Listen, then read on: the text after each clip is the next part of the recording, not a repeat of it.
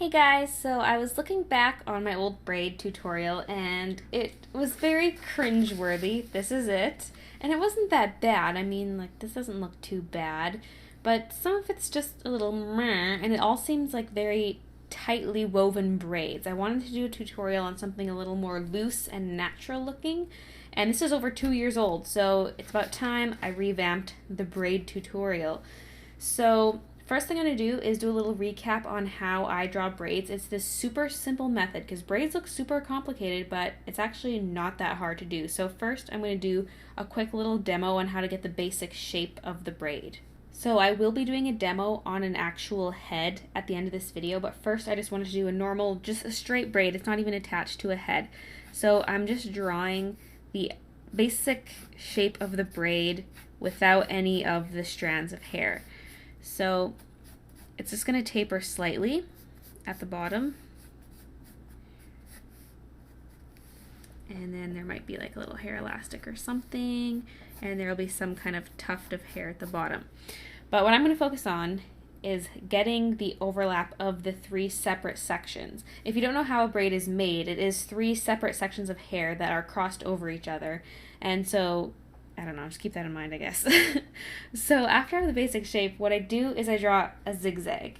And this makes it super simple to do, but you get different results depending on whether you do a tight zigzag or a loose zigzag. So if you look at this one, it's basically a 90-degree angle. And this one is an obtuse angle, and so this is the equivalent of this one being stretched out. And in my opinion, this looks a lot more natural. Just look at the center of the braid here compared to this. This looks much, much better, which is why I dislike this tutorial. It wasn't that bad, but it just needs to be redone. So I'm gonna draw in the zigzag, and I usually just start at the top and work my way down. And the zigzag is gonna get narrower at the bottom. So it starts off big, gets smaller towards the bottom. And I mean, if you like the look of the tighter braids, that is totally fine. There's nothing wrong with drawing it that way. I'm just kind of showing you an alternative on how to make it look looser and more natural looking, if that's the look you're going for. And then you go off each diagonal piece and just go upwards. So here's the diagonal piece, go up. Here's the diagonal, go up, go up, go up. Extend those lines. Yeah, I already showed this in the other braid tutorial, so I'm just going to do this very quickly. And it's that easy to get the actual shape of the braid. Then you obviously refine it, maybe round out these edges, and you also round out the inside of the braid, because right now it is a sharp corner. So you want to make it more of an S shape, and just kind of smooth it all out. And basically going like this, like an S. So here to here. And it just makes it look a lot more natural and not so cubic in the center. That was also what I hated about this old one. Very cubic in the middle. So round out those edges, and then you will have your braid. So very simple. I'll just really quickly finish this off. I will be doing a slower demo, like I said, attached to a head at the end of the video, but that's the basic technique. And now I'm just going to discuss them a bit more. So I just wanted to show a sample of where the braid was a bit tighter. In my Anna drawing, which is this one here, it's easier to see in the sketch, I think. Basically, it starts off loose and it got tighter. So you can see this here is not a 90-degree angle, but towards the bottom it was exactly 90-degree angle. So it's not too bad if you go the tighter route. I did manage to get some kind of flowiness because I gave the hair a line of action. It's got this swoop to it. It's not just hanging straight down, so I think that helped a lot. But I think it would have looked a little better if I had kept it loose all the way through. But in the final inked version, I noticed this braid overall is just tighter than this one. So when I look at them, all I see is the fact that this braid is more like tight, and this one's got the looser zigzag to it. So I don't know, they both kind of have their merits. I think they both look okay as long as you keep some looseness to it. Like you can see up here, all this hair nice and loose, and you can see it kind of sitting on her shoulder. So I don't know, just play around with it and do what you think looks best. Just one more example of the tight and loose braid. This is the Elsa picture from the speed drawing video I did of Elsa. Tight braid, and since it was such a thick braid, I think that looked really bad. I think that was a bad choice for a thick braid like this. For Anna, it worked out because she has these thinner braids. And I also made her braids longer than they actually are, so they appear thinner as well. This is just like a stump sitting on her. So I think in a case like this, it would be best to do something looser. This looks much more organic, much more flowy, so you can kind of see the difference there. So once you have a basic shape like this sketched out, you're going to want to add some detail to it. Depending on how large you're drawing the braid, you might not be able to fit in much detail. For example, this, very tiny. I could fit in a few little strands of hair here and there, but there's not a whole lot to it. But if it's larger, then you can add more detail to it. So basically what I did was I added little sections here. You can see this is not perfectly round. There's little bumps here and there just to kind of make it a little more irregular. And you can even add flyaway hairs to make it even more loose. This is loose, yet not messy. So if you wanted to make it messy, just add more strands sticking off everywhere. And I also wanted to discuss the direction of these lines. So you have to realize, like I mentioned previously, that it's 3 separate pieces of hair being woven together. So when you're doing these lines, you have to keep that in mind and follow the strands. So this strand is colored in pink, and you can see it winds its way around. You don't need to color them when you're drawing it, obviously. You just kind of follow it in your head, and so you know which one's which. And the reason that's important is because, okay, first let me just show you my different techniques for adding the sort of lines, the extra lines to add the strandiness to the hair.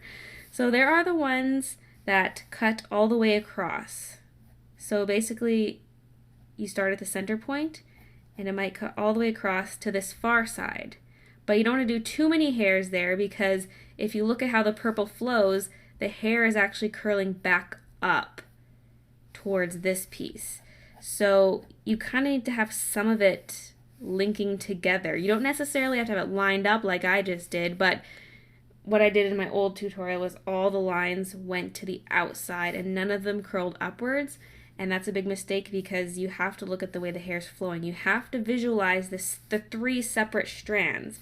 So some of the strands I do cut all the way across a single piece of hair, such as, let's see, where's an example? Right here, this one starts here and it's a continuous line all the way to the bottom.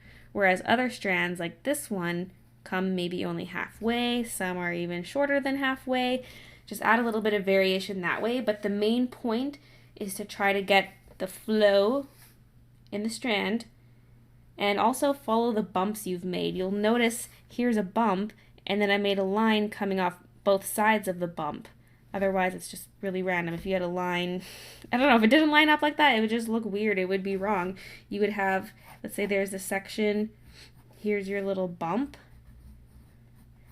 If you had a line here and a line here, that doesn't make sense. It has to go along with the bump. But it doesn't have to be a full line. It can just be a little shorter line, but you get what I'm saying? Gotta do it that way. So I think that's basically it for discussing the structure of the braid. The end of the braid, I didn't really prepare any differences on how it can look. I basically just always draw it as tapering. It kind of bulges out because the elastic is squeezing the hair, and so there will be a bulge outwards before it tapers. And then I usually have maybe 2 to 3 little points that kind of taper off in their own directions.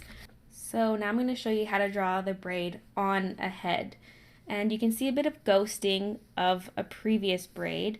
It has a shape sort of like this. It curves a little bit, but mostly it's hanging down, and that's totally fine. But it just doesn't have as much life as something that has more of an intense line of action. So I'm going to do something similar to this, where there's a lot of curve to the braid. So what I'm going to draw is the center line that will later represent the zigzag.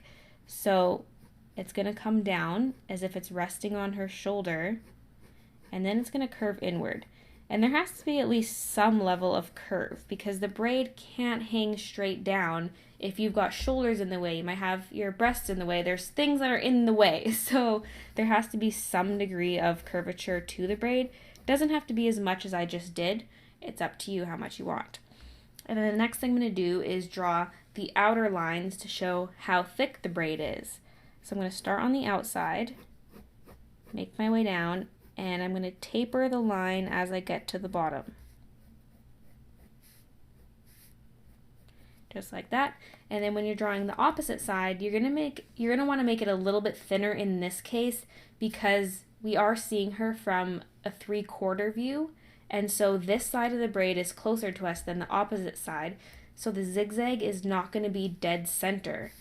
So when I'm drawing this side, you can see that this half is not going to be as thick as this half.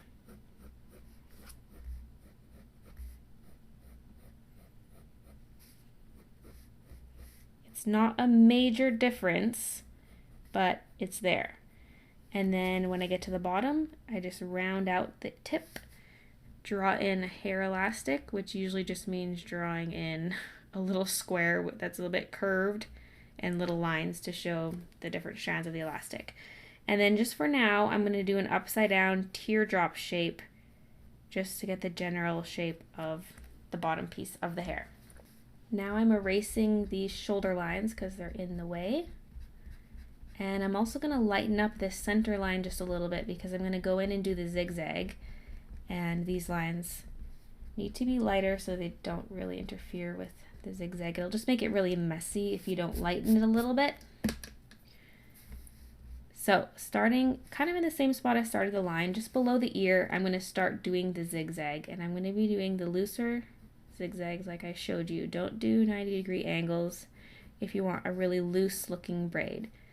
And as you make your way down, make your lines shorter and shorter because the strands of hair are getting thinner. You have most hair in the center of your head, and then the ends of your hair are thinned out, and that's why it gets thinner at the bottom.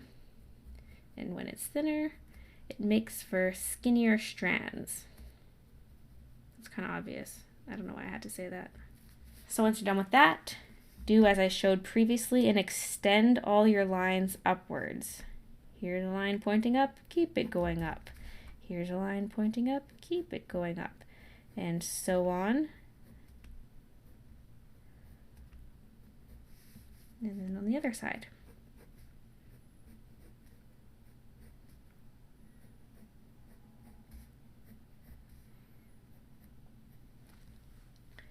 All right, so there you have the basic structure of the braid. Now we want to go in and make it look pretty, so we're going to round everything out. So I'm going to start at the top, and this is a little sharp corner, so we're rounding this out and coming in a reverse S shape. So I guess it would make more sense to show it on this side first, since an S is easier to do than a reverse S in my opinion. So we're curving it inwards and coming down. So you can see the S shape right here, and on the opposite side it's a reverse S shape. So I'm just going to do that same thing all the way down the braid.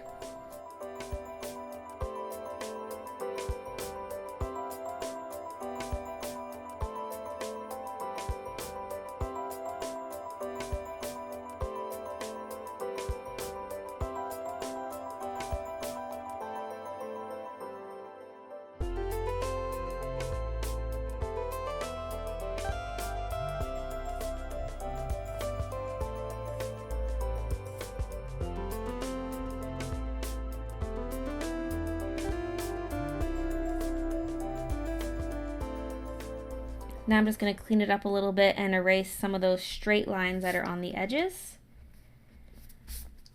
And then for the bottom, I usually separate it off into 3 sections.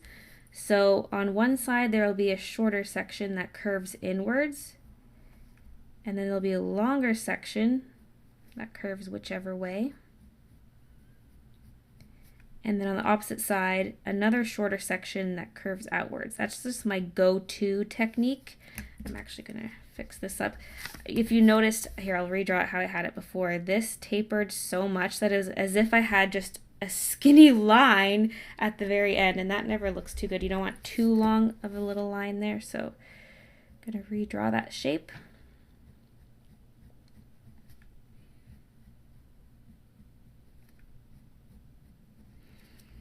Alright, so there's the basic shape for the tip of the hair, and now I'm going to show you how you connect it at the top.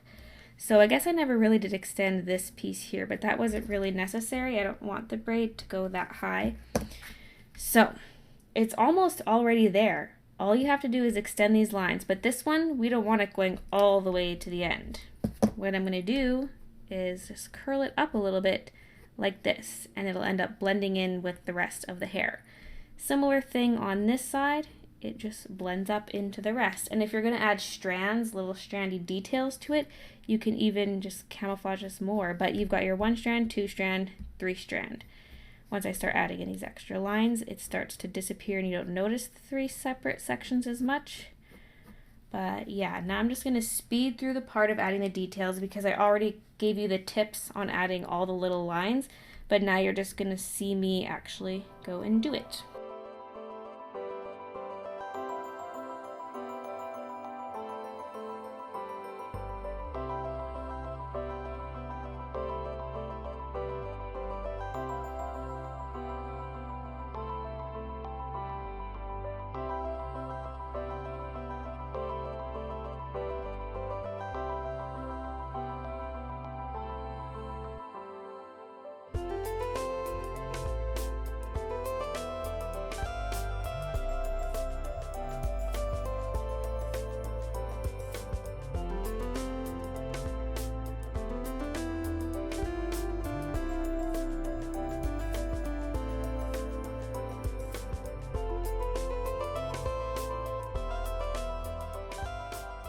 Alright, so here is the finished product. I'm really happy with how this turned out. I just really like this technique.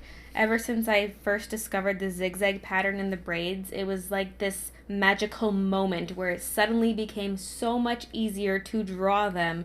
So I really suggest using this technique. Super easy. Makes a tough thing like braids really simple. So I hope you guys enjoyed this tutorial. It's a huge improvement over this. Look at this. Just look at the improvement in my drawing over the last 2 years. I think that's decent. I didn't really realize it had improved that much till I held them side by side like this. That is insane. So anyways, I hope this tutorial was helpful for you guys, and I will see you in the next video. Bye!